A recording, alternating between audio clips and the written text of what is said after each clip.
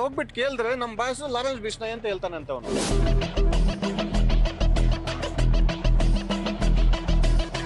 ಯಾವುದೋ ದೊಡ್ಡ ಗ್ಯಾಂಗ್ ನ ಲಿಂಕ್ ಇರೋದು ಗೊತ್ತಾಗ್ತಿದೆ. ಈ ಬಗ್ಗೆ ಅವನಿಗೆ ಕೇಳಿದ್ರೆ ವಾಪಸ್ ಇವನಿಗೆ ಬೆದರಿಕೆ ಹಾಕ್ತಿದ್ದಾನಂತೆ.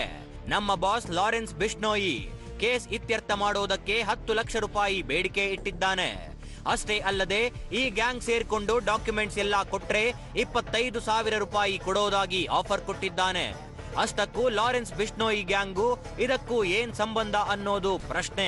ಲಾರೆನ್ಸ್ ಬಿಷ್ಣೋಯ್ ಹೆಂಗೆ ಬಂದಿದೆ ಅಂದ್ರೆ, ಇವರು ನಮ್ ಕ್ಲೈಂಟ್ ಹೋಗ್ಬಿಟ್ಟು ಏನಪ್ಪಾ ಈ ತರ ಮಾಡ್ಬಿಟ್ಟಿರಲ್ಲ, ನನ್ಗೆ ನನ್ನ ಡಾಕ್ಯುಮೆಂಟ್ ನೀವು ತಗೊಂಡು ಲೋನ್ ಗಿನ್ಸ್ ಎಲ್ಲ ಏನೇನ್ ಮಾಡಿದಿರ, ಹವಾಲ ಅದೆಲ್ಲ ಮಾಡಿದಿರ, ಟ್ರಾನ್ಸಾಕ್ಷನ್ ಮಾಡಿ ನಂಗೆ ನೋಟಿಸ್ ಬಂದಿದೆ ಅಂದ್ರೆ ಅವ್ನ್ ಬೆದರಿಕೆ ಕೊಟ್ಟಿರೋದು.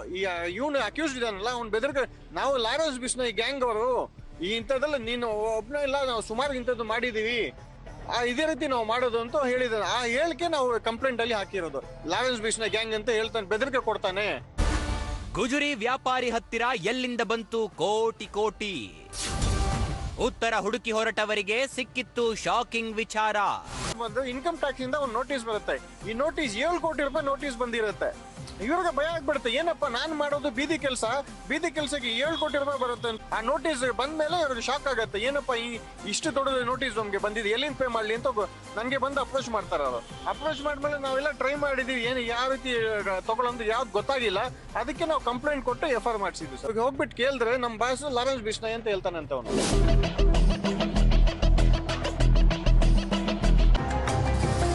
ಗೋವಿಂದರಾಜನಗರ ಸ್ಟೇಷನ್ಗೆ ನಾನೇ ಹೋಗಿ ಕಂಪ್ಲೇಂಟ್ ಕೊಟ್ಟರೆ, ಕಂಪ್ಲೇಂಟ್ ತಗೊಂಡು ಒಂದು NC ಕಾಪಿ ಕೊಟ್ಟರು, FIR ಮಾಡಿಲ್ಲ.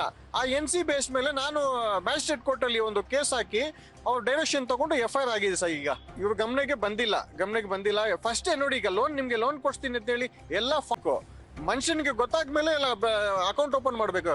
ಯಾರು ಹೋಗಲ್ಲ ವಿತೌಟ್ ನೀವು ಬೇರೆ ಸೈನ್ ಮಾಡಿಕೊಡಿ, ಅಕೌಂಟ್ ಓಪನ್ ಆಗ್ಬಿಡುತ್ತೆ.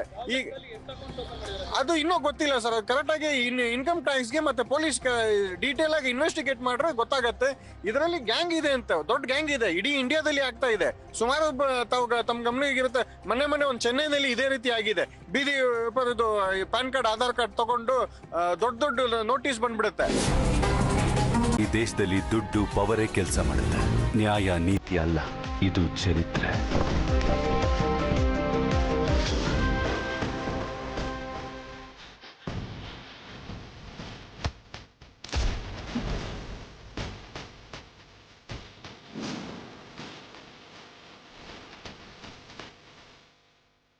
ಇದು ತಮಿಳಿನ ಸಿನಿಮಾ ಕುಬೇರ.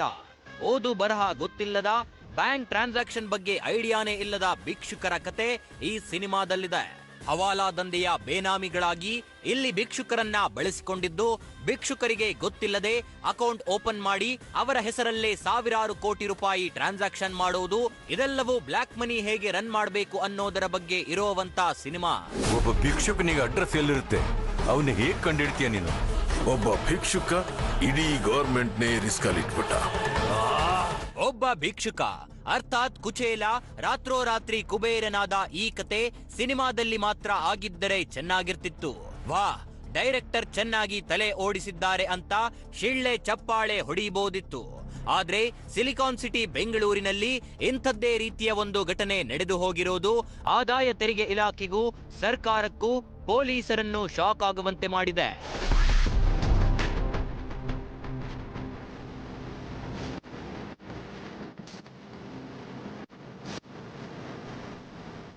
ರೇಸ್ ಆಗಿ ಒಬ್ಬರ ಅಕೌಂಟ್ಗೆ ಕೋಟಿ ದುಡ್ಡು ಬಂದ್ರೆ ಸುದ್ದಿ ಅಲ್ಲ, ಬ್ಲಾಕ್ ಮನಿನ ವೈಟ್ ಮನಿ ಮಾಡೋ ಸುದ್ದಿ ಅಂತೂ ಕಾಮನ್. ಆದ್ರೆ ಇಲ್ಲಿ ಯಾರದ್ದೋ ಅಕೌಂಟ್ ಓಪನ್ ಮಾಡಿ ಅವರಿಗೆ ಗೊತ್ತಿಲ್ಲದಂತೆ ಹವಾಲಾ ದಂಧೆ ನಡೆಸೋದು ಇದೆಯಲ್ಲ, ಇದೇ ಮ್ಯಾಟರ್ ಈಗ ತುಂಬಾ ಸೀರಿಯಸ್ ಆಗಿದೆ. ಅದು ಯಾಕೆ ಅಂತ ಹೇಳ್ತೀವಿ. ಅದಕ್ಕೂ ಮೊದಲು ಕತೆ ಏನು ಅಂತ ತೋರಿಸ್ತೀವಿ. ಸ್ವಲ್ಪ ಗಮನ ಕೊಟ್ಟು ಕೇಳಿ. ಯಾಕಂದ್ರೆ ನಾಳೆ ನೀವು ಇಂಥದ್ದೇ ಪರಿಸ್ಥಿತಿಯಲ್ಲಿ ಸಿಲುಕಿ ಒದ್ದಾಡೋ ಸಿಚುವೇಶನ್ ಬಂದ್ರೂ ಅಚ್ಚರಿ ಇಲ್ಲ.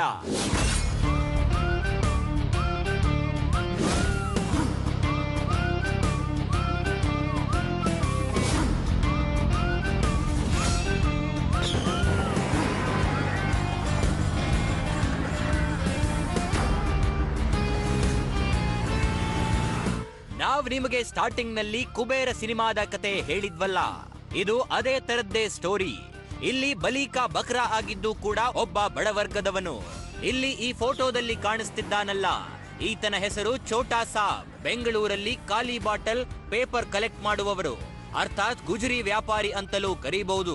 ತಿಂಗಳಿಗೆ 20,000 ರಿಂದ 30,000 ರೂಪಾಯಿ ಬಂದ್ರೇನೆ ಈತನಿಗೆ ಹಬ್ಬ ಇದ್ದಂಗೆ. ಅಂತದ್ರಲ್ಲಿ ಮೊನ್ನೆ ತೆರಿಗೆ ಇಲಾಖೆಯವರು ಬಂದು, ನೋಡಪ್ಪ ನಿನ್ ಅಕೌಂಟ್ ನಲ್ಲಿ ಕೋಟಿ ಹಣ ಟ್ರಾನ್ಸಾಕ್ಷನ್ ಆಗಿದೆ, ವ್ಯವಹಾರಕ್ಕೆ 7 ಕೋಟಿ ರೂಪಾಯಿ ಟ್ಯಾಕ್ಸ್ ಕಟ್ಟು ಅಂತ ನೋಟಿಸ್ ಕೊಟ್ಟಿದ್ದಾರೆ. ಏನು ಚಿಂದಿ ಮಾರೋನ ಅಕೌಂಟ್ ಅಲ್ಲಿ ಕೋಟಿ ದುಡ್ಡು ಅಂತ ನಿಮಗೆ ಶಾಕ್ ಆಗಿರ್ಬೇಕಲ್ವಾ? ನಿಮಗೇನು, ಸ್ವತಃ ಛೋಟಾ ಸಾಬ್ನೆ ಕಣ್ಣು ಬಾಯಿ ಬಿಟ್ಟಿದ್ದಾನೆ. ಅಕ್ಷರಶಃ ಅವನಿಗೆ ನಿಂತ ನೆಲವೇ ಕುಸಿದಂತಾಗಿದೆ.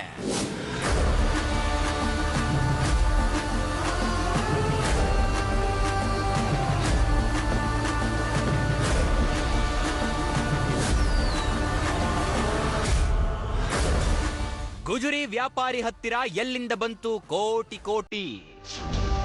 ಉತ್ತರ ಹುಡುಕಿ ಹೊರಟವರಿಗೆ ಸಿಕ್ಕಿತ್ತು ಶಾಕಿಂಗ್ ವಿಚಾರ.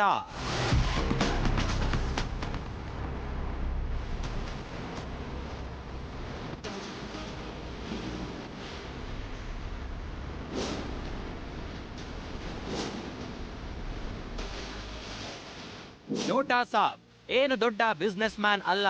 ಈತ ಮಾಡೋ ಕೆಲಸಕ್ಕೂ ಇವನ ಅಕೌಂಟ್ ನಲ್ಲಿರೋ ದುಡ್ಡಿಗೂ ಕನೆಕ್ಷನ್ನೇ ಆಗ್ತಿಲ್ಲ ಅಂತ ಅನಿಸೋದು ಸಹಜಾನೇ ಬಿಡಿ. ಕೋಟಿ ದುಡ್ಡನ್ನ ಕನಸಲ್ಲೂ ಕಂಡಿರದ ಈ ಛೋಟಾ ಸಾಬ್ ಈಗ ಅದಕ್ಕೆ ಟ್ಯಾಕ್ಸ್ ಕಟ್ಟೋದಕ್ಕೆ ನೋಟಿಸ್ ಬಂದಿದ್ದರ ಹಿಂದೆ ಬೆಚ್ಚಿ ಬೀಳಿಸೋ ಒಂದು ಬಡಾ ನ್ಯೂಸ್ ಇದೆ. ಇದನ್ನ ಹೀಗೆ ಬಿಟ್ರೆ ಇಡೀ ಅರ್ಥ ವ್ಯವಸ್ಥೆಯೇ ಅಲ್ಲೋಲ ಕಲ್ಲೋಲ ಆಗಿಸೋ ಹವಾಲಾ ದಂಧೆ ಅಡಗಿದೆ.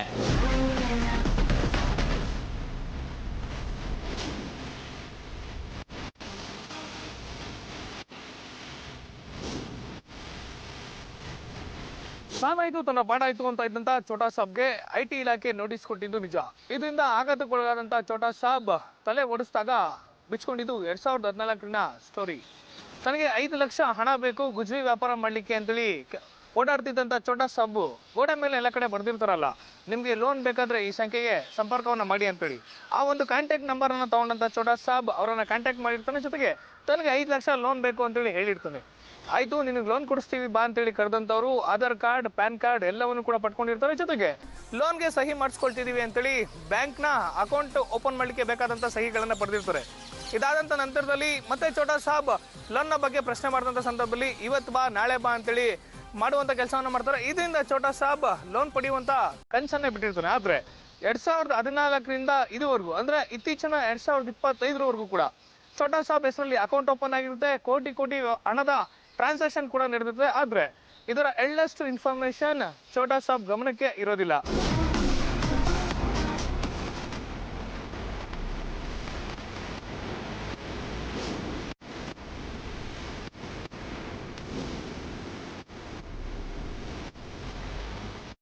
ಛೋಟಾ ಸಾಬ್ಗೆ ಲೋನ್ ಕೊಡಿಸಿದ ಗಿರಾಕಿ ಇಲ್ಲಿದ್ದಾನೆ ನೋಡಿ.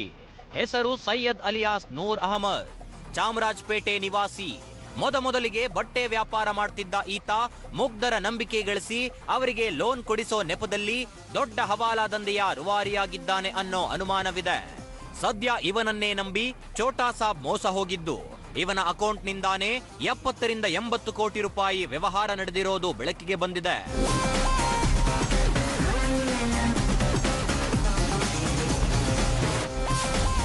ಬೆಂಗಳೂರಲ್ಲಿ ಸದ್ದಿಲ್ಲದೆ ನಡೀತಿದ್ಯಾ ಹವಾಲಾ ದಂಧೆ? ಲೋನ್ ತೆಗೆದುಕೊಳ್ಳೋರೆ ಟಾರ್ಗೆಟ್, ಬಿ ಕೇರ್ಫುಲ್.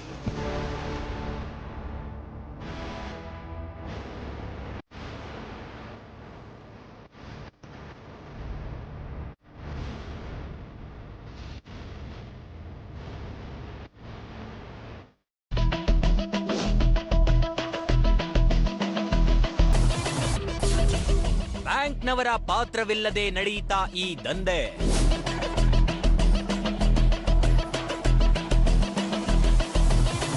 ಲೋನ್ ಸಿಗುತ್ತೆ ಅನ್ನೋ ನಂಬಿಕೆಯಿಂದ Chhota Saab Aadhaar card, PAN card ಸೇರಿ ತನ್ನೆಲ್ಲ ಡಾಕ್ಯುಮೆಂಟ್ಸ್ ಅನ್ನ ನೂರ್ ಅಹಮದ್ಗೆ ಕೊಟ್ಟಿದ್ದ. ಆದ್ರೆ ನೂರ್ ಅಹಮದ್ ಛೋಟಾ ಸಾಬ್ ಗಮನಕ್ಕೆ ಬಾರದಂತೆ ಅಕೌಂಟ್ ಓಪನ್ ಮಾಡಿಸಿ ಕೋಟಿ ಟ್ರಾನ್ಸಾಕ್ಷನ್ ಮಾಡಿದ್ದ. 2014ರಿಂದ 2015ವರೆಗೂ ಇಷ್ಟು ದೊಡ್ಡ ಮಟ್ಟದ ಟ್ರಾನ್ಸಾಕ್ಷನ್ ನಡೆದಿತ್ತು. ಆದ್ರೆ ಇಷ್ಟು ದೊಡ್ಡ ಮಟ್ಟದ ಟ್ರಾನ್ಸಾಕ್ಷನ್ ಆದ್ರೂ ಕೂಡ ಬ್ಯಾಂಕ್ ಅಧಿಕಾರಿಗಳಿಗೆ ಯಾವುದೇ ರೀತಿಯಾದಂತ ಅನುಮಾನ ಬರ್ಲಿಲ್ವಾ? ಬ್ಯಾಂಕ್ ಅಕೌಂಟ್ ಹೋಲ್ಡರ್ ಇಲ್ಲದೆ, ಆತನ ಸಿಗ್ನೇಚರ್ ಇಲ್ಲದೆ ಕೋಟಿಗಟ್ಟಲೆ ವ್ಯವಹಾರ ನಡೆದಿದ್ದು ಹೇಗೆ ಅನ್ನೋ ಅನುಮಾನ ಉದ್ಭವಿಸುವಂಥದ್ದು ಸಾಮಾನ್ಯ. ಆದ್ರೆ ಇವೆಲ್ಲ ಅನುಮಾನಗಳಿಗೆ, ಇವೆಲ್ಲ ಪ್ರಶ್ನೆಗಳಿಗೆ ಪೊಲೀಸರ ಮುಂದಿನ ಎನ್ಕ್ವೈರಿಯಿಂದನೇ ಉತ್ತರ ಸಿಗ್ಬೇಕಾಗುತ್ತೆ. ಗೋವಿಂದರಾಜನಗರ ಸ್ಟೇಷನ್ಗೆ ನಾನೇ ಹೋಗಿ ಕಂಪ್ಲೇಂಟ್ ಕೊಟ್ರೆ ಕಂಪ್ಲೇಂಟ್ ತಗೊಂಡು ಒಂದು NC ಕಾಪಿ ಕೊಟ್ಟರು. FIR ಮಾಡಿಲ್ಲ.